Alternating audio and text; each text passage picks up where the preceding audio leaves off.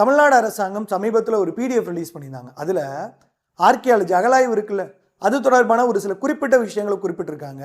இது கேள்வியில் கேட்கறதுக்கு வாய்ப்பு இருக்குது. ஓகேங்களா? முதல்ல கீழடி கண்டுபிடிப்புகள் மூலமாக 4000 ஆண்டு பழமையான வரலாற்றுக்கு சொந்தக்காரர்கள் என்பது இன்றைக்கு உறுதியாகி இருக்கிறது.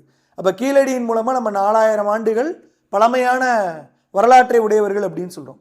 கீழடியில் நெல்மணிகள் பயிரிடப்பட்டதற்கான சான்று இருக்குது. இதுக்கப்புறம் இந்த 4வது பாயிண்ட் ரொம்ப முக்கியம் பாருங்கள்.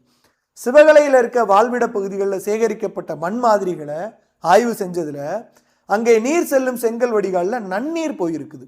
அதாவது இன்னைக்கு நம்ம ஜல்ஜீவன் மிஷன்லாம் சொல்லிட்டு இருக்கோம்ல, அதாவது செயல்பாட்டு குழாய் இணைப்புகளை வச்சு வீடுகளுக்கு தண்ணீர் கொடுக்கறது, அதுதான் ஜல்ஜீவன் மிஷன்.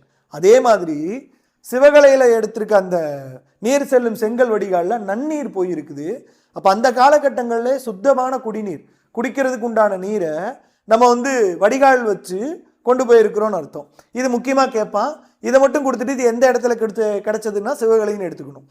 கிருஷ்ணகிரி மாவட்டம் மயிலாடும்பாறையில் கிடைச்ச பொருளின் மூலமாக தமிழ்நாட்டில் இரும்பின் பயன்பாடு 4200 ஆண்டுகளுக்கு முன்பே இருந்திருக்கிறது அப்படின்னு கணக்கீடு சொல்லியிருக்காங்க. இது கூட நமக்கு இந்த 4200 அப்படிங்கிற ஆண்டை கொடுக்கலாம், இல்லைனா இந்த ஆண்டை கொடுத்துட்டு எந்த இடம் அப்படின்னு கேட்கலாம். ஓகேங்களா? ஸோ இந்த நன்னீர் பயன்பாடு மயிலாடும்பாறை 4200 ஆண்டு, கீழடியில் 4000 ஆண்டு, கீழடியில் நெல்மணி பயிரிடப்பட்டது. இந்த 4மே நோட் பண்ணிக்கோங்க.